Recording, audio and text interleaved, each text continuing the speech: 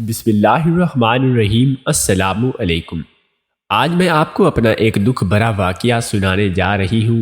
یہ واقعہ اس وقت کا میرے ساتھ پیش آیا جب میری عمر 9 سال تھی اور میں اسکول میں پڑھتی تھی۔ اس وقت مجھے صحیح اور غلط کے بارے میں کچھ نہیں پتہ تھا کیونکہ تب میں نابالغ تھی۔ میں نہیں جانتی تھی کہ میرے ساتھ ایسا حادثہ بھی پیش آ سکتا ہے جو میری زندگی کو برباد کر دے گا۔ میں ہنسی خوشی اسکول جایا کرتی تھی اور اپنے والدین کے ساتھ بہت خوش تھی، لیکن اچانک ایک دن میری زندگی میں ایسا آیا کہ پورا اسکول مجھ سے نفرت کرنے لگا اور مجھے کچھ بھی سمجھ نہیں آ رہی تھی کہ میرے ساتھ آخر ایسا ہوا کیا ہے کہ سب لوگ میرے اوپر انگلی اٹھا رہے ہیں۔ تو آئیے یہ واقعہ میں آپ کو اپنی زبانی بتاتی ہوں۔ اسکول میں ایک دم جیسے بگدڑ سی مچ گئی تھی۔ یہ بریک ختم ہونے کے بعد کا وقت تھا۔ یوں تو روزانہ پورے 40 منٹ کی بریک دی جاتی تھی، مگر آج نہ جانے کیا ہوا تھا کہ 25 منٹ پر ہی بریک ختم ہونے کی گھنٹی بجا دی گئی تھی اور تمام طلباء کو اپنی اپنی جماعتوں میں جانے کا کہہ دیا گیا تھا۔ لڑکیوں کو اپنی اپنی جماعتوں میں بیٹھے 20 منٹ گزر گئے تھے، مگر اب تک ان کی جماعت میں کوئی استانی نہیں آئی تھی۔ یوں تو سب تک ہی اڑتی اڑتی خبر پہنچ چکی تھی کہ آج اسکول میں کوئی غیر معمولی واقعہ ہوا ہے، لیکن وہ واقعہ کیا تھا بچیاں ابھی تک اس واقعے سے لا علم تھی۔ سب اپنی اپنی سوچ کے مطابق چاہ مگوئیاں کرنے میں مصروف تھی کہ تبھی اسپیکر پر آنے والی آواز نے سب کو اپنی طرف متوجہ کر دیا تھا۔ سب کے ہی کان کھڑے ہو چکے تھے۔ اسکول کے پرنسپل نے اسکول میں موجود تمام بچیوں کو اسکول کے گراؤنڈ میں جمع ہونے کو کہا تھا، جس کے بعد ساری بچیاں اپنی اپنی جماعتوں سے نکلی تھی اور بھاگتے بھاگتے گراؤنڈ میں آ کر جمع ہوتی جا رہی تھی۔ گراؤنڈ میں پرنسپل کے علاوہ اسکول کا تمام اسٹاف موجود تھا۔ مالی پیمن اور آیا بھی وہیں پر تھے اور اسکول کے گارڈز کو بھی بلوایا گیا تھا۔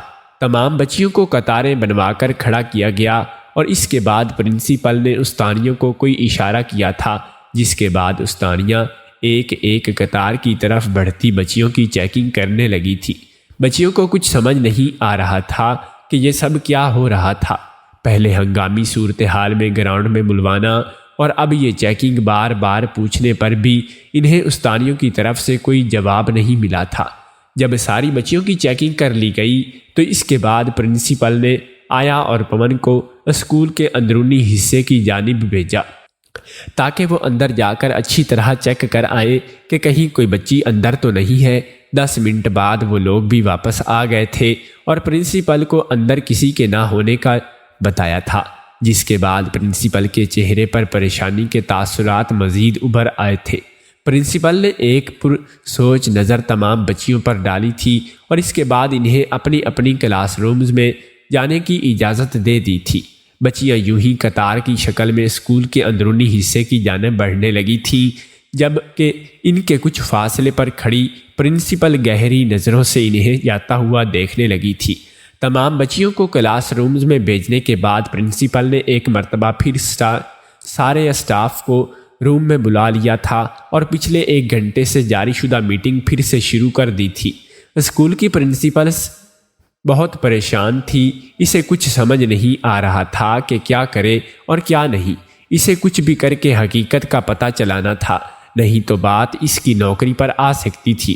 صرف اس کی نوکری ہی نہیں بلکہ آج جو واقعہ ہوا تھا، اگر وہ غلطی سے بھی باہر نکل جاتا تو اسکول کی ساری خراب ہو جانی تھی۔ لیکن پرنسپل کو سمجھ نہیں آ رہا تھا کہ وہ حقیقت تک پہنچے تو پہنچے کیسے۔ بات کوئی اتنی چھوٹی نہ تھی کہ جسے نظر انداز کر دیا جاتا یا بلا دیا جاتا۔ کوئی ادارہ بھلا کیسے یہ بات برداشت کر سکتا ہے کہ اس کے ادارے کے اندر کوئی غلط کام ہو رہا ہو، کام بھی ایسا جس پر یقین کرنا بھی مشکل ہو۔ پرنسپل ایک مرتبہ پھر سے 1 گھنٹہ قبل ہونے کے واقعے پر نظر ثانی کرنے لگی تھی۔ 11:15 کا وقت تھا۔ اسکول بریک ہوئے ابھی صرف 10 منٹ ہی گزرے تھے جب پرنسپل نے اپنے لیے لنچ منگوایا اور پھر اپنے کمرے سے نکل کر اسٹاف روم کی طرف آ گئی تاکہ اسٹاف روم میں ٹیچروں کو آگاہ کر سکے کہ آج تمام بچیوں کی ڈائری پر فرسٹ ٹرم کی ڈیٹ شیٹ لازمی اٹیچ کر دے، کیونکہ امتحانات شروع ہونے میں صرف 5 دن باقی رہ گئے تھے۔ سب یہی کہنے اسٹاف روم آئی تھی، لیکن جو اسٹاف روم کے دروازے پر پہنچی، عین اسی وقت اس کے کانوں میں کسی نامولود بچے کے رونے کی آواز سنائی دی تھی۔ پرنسپل نے حیرت سے مڑ کر اپنے ارد گرد دیکھا تھا۔ اسکول میں نامولود بچے کے رونے کی آواز حیران کن تھی۔ یہ آواز تو صرف ہسپتالوں اور کلینک وغیرہ پر سنی جاتی تھی، تو پھر اسکول میں؟ ایک لمحے کو پرنسپل نے سوچا کہ شاید کسی بچی کی ماں اسکول آئی ہو اور اس کے ساتھ کوئی بچہ ہو، لیکن پھر سوچنے والی بات یہ تھی اگر کوئی عورت آئی بھی تھی تو وہ اس قدر چھوٹے بچے کو ساتھ کس طرح لا سکتی تھی، کیونکہ جو آواز آئی تھی وہ آواز ایسی تھی کہ جیسے کوئی بچہ ابھی ابھی دنیا میں آباد ہوا ہو۔ اس بچے کے رونے کی پہلی آواز تھی۔ پرنسپل کو دروازے پر کھڑا دیکھ کر کچھ ٹیچرز بھی اٹھ کر ان کے آس پاس آ کھڑے ہوئے اور انہوں نے بھی وہ آواز بخوبی سنی تھی۔ بچے کے رونے کی آواز بس تھوڑی ہی دیر آئی تھی، اس کے بعد خاموشی چھا گئی تھی۔ پرنسپل حیرانگی سے ٹیچروں کی جانب دیکھتی ہوئی آواز کے تعاقب میں چل پڑی۔ ٹیچرز بھی مارے تجسس کے اس کے پیچھے پیچھے چل ہو تھے اور ان کو یہ بات سمجھنے میں دیر نہ لگی تھی۔ بلا شبہ یہ آواز اسٹاف ٹوائلٹ سے آ رہی تھی۔ ٹیچرز واش روم تھی یہی تھے، اور ان سب کے لیے زیادہ حیران کن یہ بات تھی کہ ان میں سے تو کوئی بھی ٹیچر اس حالت میں نہ تھی۔ تو پھر سوال یہ پیدا ہوتا تھا کہ آخر اسٹاف روم میں تھا کون؟ وہ سب چلتے ہوئے واش روم کے دروازے پر پہنچ چکی تھی۔ واش روم کا دروازہ کھلا ہوا تھا، جس کی وجہ سے وہ اندر کے مناظر بغیر کسی دخل کے دیکھ سکتی تھی۔ یوں ہی انہوں نے سامنے دیکھا، ایک دم سے سب حیرت کے گہرے سمندر میں اتر گئے۔ سامنے کا منظر دیکھ کر ان کی آنکھیں حیرت سے پھٹی کی پھٹی رہ گئی تھی۔ انہوں نے دیکھا کہ ان کے سامنے ایک 7 سالہ بچی جو کہ دوم کلاس کی طالبہ تھی، اپنے ہاتھوں سے ایک نامولود بچے کو اٹھائے ہوئے اس کو الٹ پلٹ کر دیکھنے میں مصروف تھی، اور دوسرا ہاتھ اس نے زور سے نامولود بچے کے منہ پر رکھا ہوا تھا تاکہ اس کے رونے کی آواز باہر نہ آئے۔ اب نہ جانے اس نے یہ جان بوجھ کر کیا تھا یا پھر انجانے میں یہ بات انہیں فلوکت سمجھ نہ آئی۔ پرنسپل نے فوراً سے پہلے آیا کو بلایا تھا، جو ایک تولیہ لے کر آئی، اور پرنسپل کے کہنے پر اس نے اس 7 سالہ بچی کے ہاتھ سے وہ بچہ لیا، اور ان سب کا شک درست تھا۔ بچہ بالکل ننگ دھڑنگ حالت میں تھا اور اس کی ابھی صفائی بھی نہیں کی گئی تھی۔ اس کی پیدائش ہوئے بمشکل چند ہی منٹ گزرے تھے، لیکن وہ سب کی سب بے حد پریشان ہو چکی تھی، کیونکہ واش روم میں اس 7 سال بچی کے علاوہ اور کوئی بھی نہ تھا۔ ٹیچرز فوراً سے ہی بچی کی طرف بڑھی کہ تاکہ اس سے کچھ پوچھ سکے مگر اس سے پہلے کہ اس بچی نے زور زور سے رونا شروع کر دیا۔ بچی کی پوری وردی خون سے بھری ہوئی تھی، شاید بچی کو اٹھانے کی وجہ سے اس کی ساری وردی خراب ہو گئی تھی۔ پرنسپل نے ٹیچرز کو روکنے کا کہا اور خود بچی کی طرف گئی اور اسے پیار سے پچکارتے ہوئے بولی کہ آیا، آنٹی سے ہاتھ منہ دھلوا کر اسٹاف روم میں آؤ، میں نے تمہارے لیے بہت ساری ٹافیاں رکھی ہیں۔ ٹافیوں کا نام آتے ہی وہ بچی چپ ہو گئی تھی۔ دوسری آیا نے آ کر اس کے ہاتھ منہ دھلوائے، وردی صاف کی اور پھر اس لیے اسٹاف روم آ گئی، جہاں پر پرنسپل اور باقی ساری ٹیچرز اس کے آنے کا بے صبری سے انتظار کر رہے تھے۔ آتے ہی پرنسپل نے اسے ٹافیاں پکڑائی اور پھر بچے کی طرف اشارہ کرتے ہوئے پوچھا کہ یہ بیبی کون ہے، اور اس پر وہ بچی کہنے لگی کہ یہ تو ادھر واش روم کے بیسن میں پڑا تھا، وہ واش روم گئی تو یہ بچہ وہاں پڑا تھا، جب اس نے بچہ اٹھایا تو بچہ رونے لگ گیا۔ پرنسپل نے اسے کہا کہ آپ ٹیچرز کے واش روم میں کیوں گئی تھی؟ آپ جانتی نہیں تھے کہ اسٹوڈنٹ کے لیے الگ واش روم ہے، پھر اس واش روم میں آپ کو کس نے بھیجا تھا؟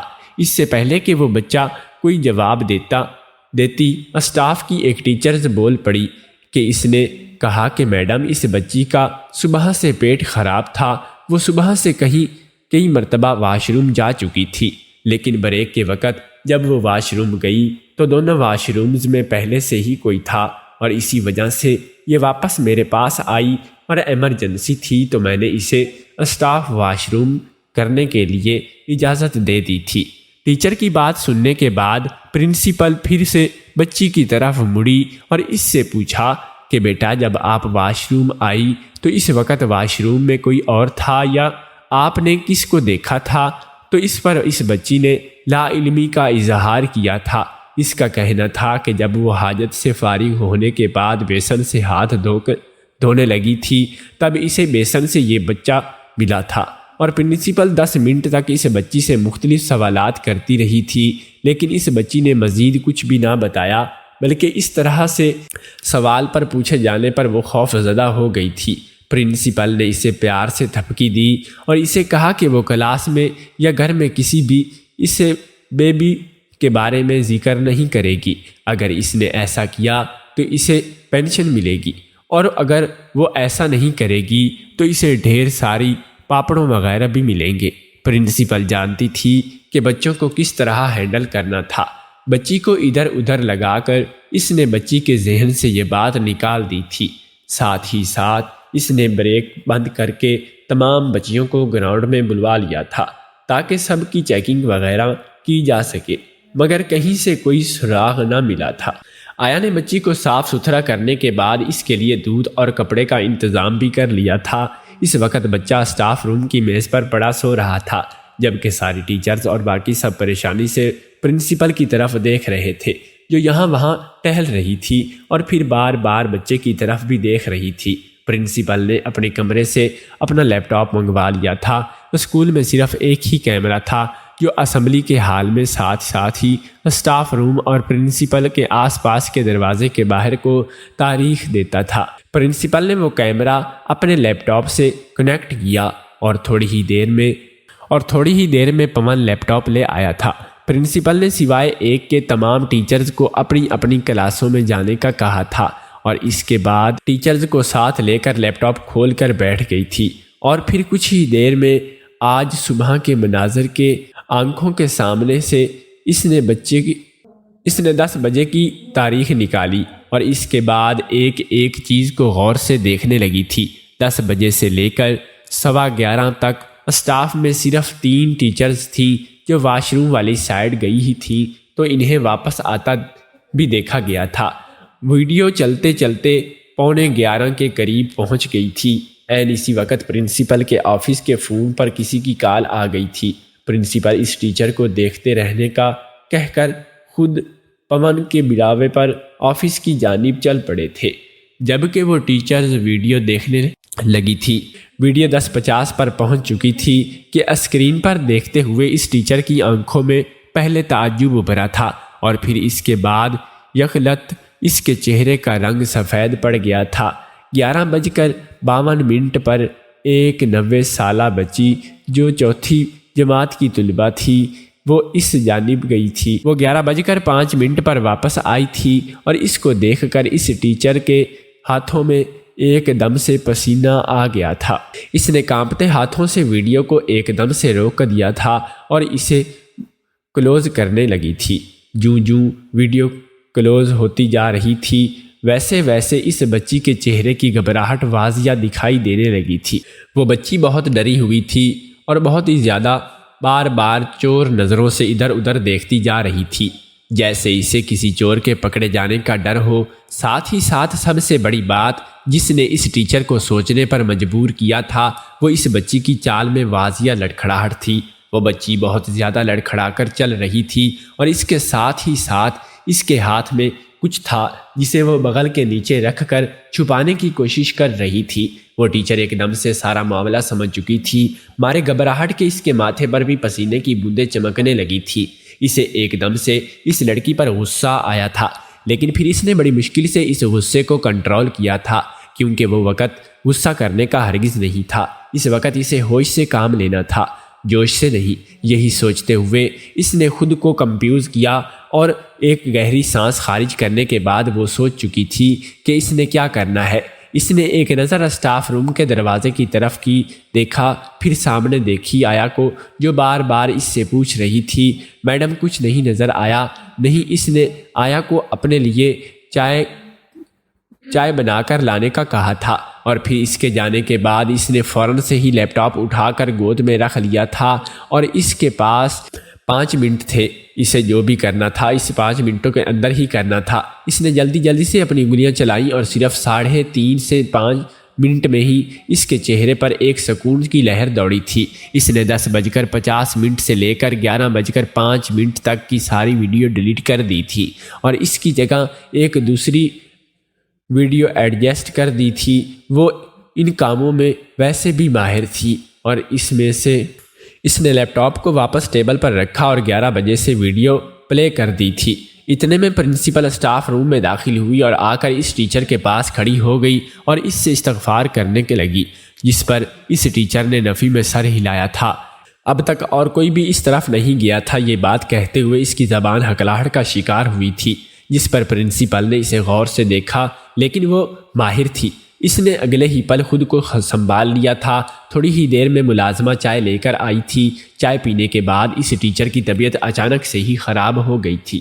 اس نے پرنسپل سے گھر جانے کی اجازت لی اور ساتھ ہی اپنی بھتیجی کو بھی لے گیا تھا، کیونکہ ویسے بھی چھٹی کا وقت ہونے کے والا تھا کہ اس گھر کے اسکول سے محض 10 منٹ کی دوری پر گھر تھا کہ بیرونی گیٹ سے اندر داخل ہوتے ہوئے اس نے اپنی بھتیجی کو بالوں کی چوٹی سے پکڑ لیا تھا اور گھسیٹتے ہوئے لا کر اپنی ساس کے قدموں میں پھینکا اور اپنی ساس سے کہنے لگی کہ اماں اپنی لاڈلی کو سنبھال لے، تجھے پہلے بھی کہا تھا کہ اسے کسی اور اسکول میں ڈال دے، لیکن تجھے ان منحوس کو میرے ہی سر پر ڈالنا تھا۔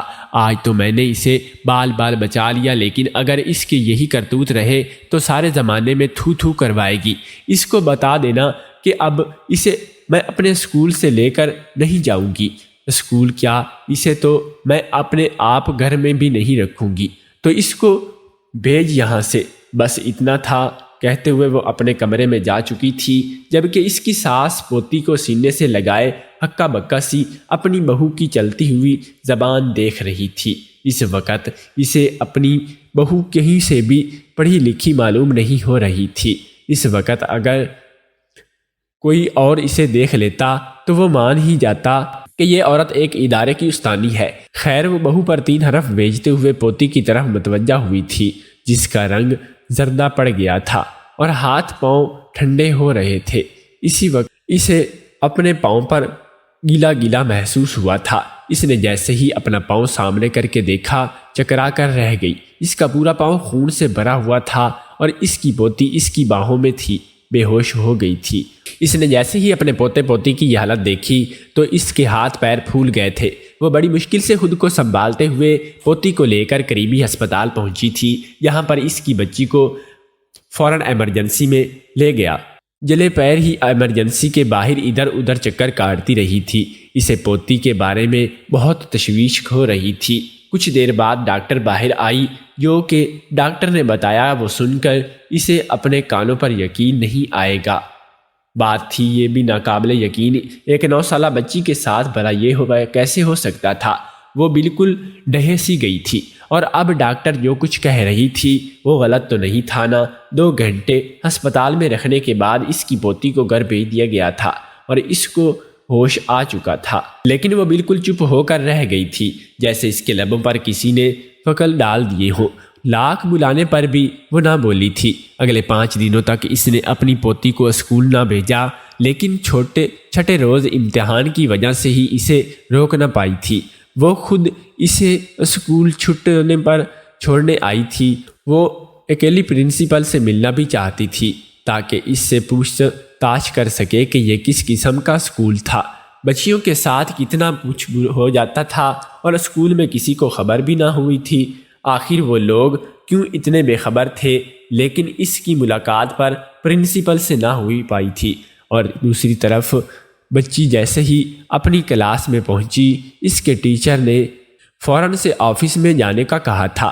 پرنسپل کے بلاوے کا سن کر وہ بچی ایک دم سے گھبرا گئی تھی۔ اس کے ماتھے پر پسینہ چمکنے لگا تھا اور وہ اسی چیز سے تو کترا رہی تھی، تو وہ اتنے دن اسکول بھی نہیں آئی تھی۔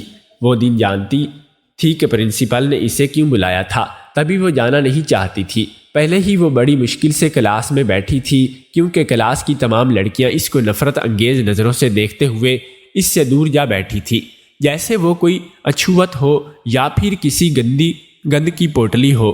کوئی لڑکی بھی اس سے بات نہیں کر رہی تھی، یہاں تک کہ اس کی دوستیں بھی اس کو گندی گندی کہتے ہوئے الگ سے ہی ہو گئی تھی۔ اوپر سے اپنی ٹیچر کی چبھتی نگاہیں اسے اندر تک چیر رہی تھی۔ ایسے میں پرنسپل کے بلاوے کا سن کر اور پریشان ہو گئی اور سر کے نیچے رونے لگی تھی۔ تب اس کی ٹیچر غصہ کرتے ہوئے اس کے پاس پہنچی تھی اور اس کو اٹھا کر گھسیٹتے ہوئے زبردستی اپنے ساتھ پرنسپل آفس لے گئی تھی۔ پرنسپل آفس پہنچ کر جیسے ہی لڑکی نے اسے چھوڑا تو اس کے واپس باہر کی جانب دوڑ لگاتی تھی، لیکن اس سے پہلے کہ وہ باہر جاتی، اندر آتی یا آیا نے پرنسپل کے اشارے سے اسے پکڑ لیا تھا اور اچھی طرح قابو کر لیا تھا۔ تبھی پرنسپل چلتے ہوئے اس کے پاس آئی تھی اور آتے ہی ساتھ ساتھ اس بچی کے منہ پر ایک زوردار تھپڑ دے مارا تھا۔ تم سمجھتی کیا ہو خود کو؟ اپنی عمر دیکھو اور اپنی حرکتیں دیکھو۔ اتنی سی عمر میں یہ سب کام کرتے ہوئے تمہیں شرم نہیں آئی؟ اب بھاگ کر ہی تم نے کیا سوچا کہ ہمیں کچھ پتہ نہیں چلے گا؟ یہ تمہاری غلط فہمی ہے، ہم سب کچھ جان چکے ہیں، حقیقت کبھی چھپ نہیں سکتی۔ اب بتاؤ کیوں کیا تم نے یہ سب کچھ؟ کس کی وجہ سے تمہارے ساتھ ایسا؟ پرنسپل شروع میں کچھ سخت ہوئی تھی اور آخر میں نرم لہجہ اپناتے ہوئے اس نے بچی سے پوچھنے لگی کہ سختی کرتے بھی تو کس کی پر کرتے؟ اس کے منہ پر کھڑی بچی جس کا قد بمشکل 3.5 فٹ کا تھا، آنسو گالوں میں سے پھسل کر نیچے گر رہے تھے اور خوف سے تھر تھر کانپ رہی تھی۔ پرنسپل کی یہ بات سنتے ہی وہ آیا سے اپنے بازو چھڑاتے ہوئے پرنسپل کے پیروں میں گر گئی تھی۔ میں نے کچھ نہیں کہا میڈم، میرا کوئی قصور نہیں ہے، مجھے کچھ نہیں پتا۔ میں نے گھر جا کر دادو کو بتایا تھا، دادو نے کہا تھا کہ ڈرتے نہیں ہیں، یہ نظام قدرت ہے، تم پریشان نہ ہو، میں سچ کہہ رہی ہوں۔ اور میڈم میرا یقین کریں، میں نے کچھ نہیں کیا، گندی نہیں ہوں میں۔ سب لڑکیاں مجھے گندی کہہ کر، میڈم میں گندی نہیں ہوں۔ اتنا کہتے ہوئے وہ بچی پرنسپل کے قدموں میں بھی بے ہوش ہو گئی تھی۔ اس کی یہ حالت دیکھ کر پرنسپل نے فوراً سے ہی پہلے اسے اسپتال پہنچایا اور پھر وہاں ان کو جو کچھ پتہ چلا ان کے پیروں تلے سے زمین نکالنے کے لیے کافی تھا۔ پرنسپل نے اسی وقت اسکول فون کر کے وائس پر پرنسپل کو لسٹ بنانے کا کہہ دیا تھا اور اس دن جتنے لوگ بھی اسکول میں موجود تھے ان تمام کے نام لکھے جائیں گے اور کل ہر حالت میں ان کو اسکول میں حاضری کیا جائے گا۔ پرنسپل سخت طیش میں آ کھڑا ہوا اور ان کو اسکول میں حاضر کیا جا رہا۔ پرنسپل سخت طیش میں آیا اور اس بچی کی ضروری ٹریٹمنٹ کے بعد پرنسپل اسے گھر پہنچا آئی تھی۔ اگلی صبح پرنسپل کے ٹیبل پر سارا ریکارڈ موجود تھا۔ پہلے تو پرنسپل نے اس بات کی اچھی طرح یقین دہانی بھی نہیں کرائی تھی۔ وہ تمام کے تمام لوگ آج حاضر تھے، پھر چاہے وہ گارڈز ہوں یا کلرک، پون ہو یا پھر صفائی والا، تمام لوگوں کو اسکول کے میدان میں جمع کر لیا گیا تھا۔ اس کے تھوڑی ہی دیر بعد پرنسپل نے سٹی ہسپتال کو فون کیا اور اگلے آدھے گھنٹے میں اسکول کے تمام ہسپتال میں پوری ٹیم پہنچ آئی تھی اور جو سب کو DNA ٹیسٹ کرنے آئی ہوئی تھی، کیونکہ اس دن جب پرنسپل اس بچی کو ہسپتال لے کر گئی تھی تو ڈاکٹر نے اسے بتایا تھا کہ بچی کو کسی صدمے کے زیر اثر بے ہوش ہوئی ہے اور اس صدمہ یہ تھا کہ بالغ ہو جانے کے بارے میں کوئی علم نہیں تھا۔ بچی کے ماں باپ نہیں تھے اور دادا دادی ہی تھے۔ دادا دادی کے ساتھ چچا اور چچی کے گھر میں رہتی تھی۔ چچی کو تو وہ شروع سے ہی اچھی نہیں لگتی تھی، نہ جانے اس کی چچی کو اس سے کیا خار تھی، اور دادی بیچاری پرانے زمانے کی تھی۔ اس کے ذہن میں یہی بات تھی کہ بچیاں 14-15 سال کی عمر میں یا 12 کی بعد بالغ ہو جاتی ہیں، لیکن آج کل وقت بدل گیا ہے۔ اب تو ہر دوسری تیسری بچی 9 سال 10 سال کی عمر میں بالغ ہو رہی ہے، اور اس 9 سالہ بچی جس کا نام کشف تھا اور اس کے ساتھ بھی یہی ہوا تھا، 9 سال کی عمر میں ہی بالغ ہو گئی تھی اور 2 دن اسی سلسلے میں ایک ٹیچر کے ساتھ پاس گئی تھی جس نے اسے چیزیں دینے کے بعد واش روم میں بھیجا تھا۔ پھر اس ٹیچر کی ماں کی موت ہو گئی اور وہ اسی دن ایمرجنسی چھوڑ کر چلی گئی تھی، اور آج پرنسپل کے بے حد اصرار پر کرنے کے بعد وہ سلوک کیا کہ اس کے بعد کشف بہت ڈر گئی تھی۔ اس نے سوچا کہ اس سے کچھ بہت غلط ہو گیا ہے جو نہیں ہونا چاہیے تھا، اسی لیے چچی ایسے کہہ رہی ہے کہ اس کے بعد اس نے اپنی دادی کی باتیں بھی سنی تھی جو ڈاکٹر سے کہہ رہی تھی کہ اتنی چھوٹی سی بات کے ساتھ ساتھ یہ سب کیسے ہو سکتا ہے کہ یہ سب سن کر وہ ڈر گئی تھی۔ مزید سونے پر سہاگا ہوا تھا کہ کلاس کی بچیوں نے اسے گندا کہنا شروع کر دیا تھا، اور اسے گندا اسی لیے کہہ کر رہی تھی کیونکہ گھر والے اور ٹیچرز کی زبان انہوں نے سنا تھا۔ کشف کو چھوٹی سی عمر میں بچہ ہوا تھا، لیکن کشف اس بات سے انجان تھی۔ وہ سمجھتی تھی کہ پیریڈز کی وجہ سے ہی ساری لڑکیاں اسے گندی کہہ رہی ہیں، لیکن ہسپتال پہنچ کر پرنسپل کا شک بھی دور ہو چکا تھا۔ پھر جب کشف کو چھوڑنے گھر گئی تو ان کی ملاقات کشف کی دادی سے ہو گئی تھی، اور ان سے گھر کے حالات وغیرہ جاننے کے بعد پرنسپل وہاں سے نکل آئی تھی۔ پرنسپل نے بچے کی شناخت کرانے کے لیے پھر ڈی این اے کی ترجیح دی گئی تھی، اسی لیے اگلے ہی دن اسکول میں ہسپتال کی پوری ٹیم پہنچ چکی تھی۔ سب لوگوں کے ڈی این اے ٹیسٹ کیے گئے تھے۔ آخر میں جب پرنسپل نے اپنے ساتھ ساتھ تمام ٹیچرز کے ٹیسٹ کروانے کو کہا، تب ان میں سب سے ایک ایسی تھی جس کے چہرے کا رنگ فک ہو گیا تھا۔ اسے دیکھ کر پرنسپل کے چہرے پر ایک مسکراہٹ آئی تھی۔ وہ پہلے ہی اس کے بارے میں جان چکی تھی، لیکن بغیر کسی ثبوت کے وہ اسے پوائنٹ آؤٹ نہیں کرنا چاہتی تھی، لیکن اب اسے یقین تھا کہ ثبوت بہت جلد اس کے ہاتھ میں ہوگا۔ صرف 3 دن کا انتظار کرنا تھا کہ اتنی ساری رپورٹس ایک ہی دن میں ملنا ممکن نہیں تھا۔ اتنی ساری رپورٹوں کے لیے کم سے کم 3 دن درکار تھے، اور پھر یہ 3 دن پلک جھپکتے ہی گزر گئے تھے۔ چوتھے دن ساری رپورٹس پر پرنسپل کے ہاتھ میں تھی۔ پرنسپل بغیر کسی کو بتائے اسکول میں نکل گئی تھی اور سیدھا کشف کے گھر جا رہی تھی۔ کشف کے گھر جاتے وقت وہ بچہ اپنے ساتھ لے جانا نہیں بھولی تھی، کیونکہ وہ بچہ اس گھر کا تو تھا۔ تھوڑی ہی دیر میں کشف کی چچی بھی گھر پہنچ گئی تھی۔ وہ پرنسپل کو دیکھ کر گھر آ گئی تھی، لیکن یوں ہی اس نے بچے کو دیکھا تو جذباتی انداز میں کشف کی ایک طرف بڑھی تھی۔ دیکھا اماں، تیری پوتی کیا گل کھلا کر آئی ہے، ہمارے منہ پر تو اس نے کالک مل ہی دی تھی، ہمارے سروں پر خاک ڈال دی، 9 عمری میں ہی ماں بن کے بیٹھ گئی ہے۔ کشف کی چچی دونوں ہاتھوں سے کشف کو پکڑ کر جھنجھوڑ رہی تھی۔ اس سے پہلے کہ وہ کشف کو مزید اپنے تشدد کا نشانہ بناتی، گھر کے دروازے سے کشف کے چچا اندر داخل ہوئے تھے، جنہوں نے آتے ہی کشف کی چچی کو پکڑ کر کشف سے دور دھکیلا تھا۔ پرنسپل بچے کو لے کر کشف کی دادی کے پاس گئی اور بچے کو اس کی گود میں رکھنے کے بعد اس نے کہنے کی لگی کہ یہ رہی آپ کی امانت، یہ بچہ آپ کا ہی پوتا ہے اور اس گھر کا وارث ہے۔ پھر وہ کشف کی دادی کو یوں ہی ہکا بکا چھوڑتے ہوئے کشف کی چچی سے پاس آئی اور اس کے کہا کہ آپ کو ایک قابل استانی سمجھتی تھی، مگر میں غلط تھی۔ جو عورت خود کو اولاد پیدا ہوتے ہی ساتھ ہی اپنانے کے بجائے مرنے کے لیے پھینک دے، وہ کسی کو کیا سبق دے سکتی ہے؟ آپ نہ حقیقی ماں کہلانے کے لائق ہیں اور نہ ہی روحانی ماں۔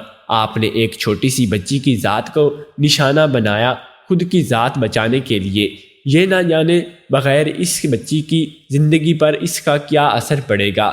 آپ کسی کو کیا سبق دیں گی، کیا سیکھ دیں گی بچوں کو کہ اولاد جھنجھمٹ میں پڑنا ہی نہیں چاہیے۔ افسوس ہے کہ میں اس کو اپنے ادارے میں نہیں رکھ سکتی۔ اتنا کہتے ہی ساتھ ہی پرنسپل وہاں سے چلی گئی تھی۔ کشف کے چچا کو وہ پہلے سے ہی سارا سچ بتا چکی تھی۔ وہ بچہ کوئی اور نہیں بلکہ کشف کے چچا کا ہی بیٹا تھا، جسے اس کی چچی نے پیدا ہوتے ہوئے ساتھ ہی پھینک دیا تھا۔ یہ کوئی پہلا بچہ نہیں تھا۔ آج سے پہلے وہ اپنے 3 ابارشن کروا چکی تھی اور اس کو بچے پسند نہیں تھے۔ یہی وجہ تھی کہ اس نے اپنے بچے کے ہونے میں ہی نہ دیے تھے۔ کشف کے چچا نے اس وقت اس عورت کو طلاق دے کر گھر سے نکال دیا تھا۔ وہ عورت اسی قابل اپنی ذات بچانے کے لیے اس نے کئی لوگوں کو مصیبت میں ڈالا تھا کہ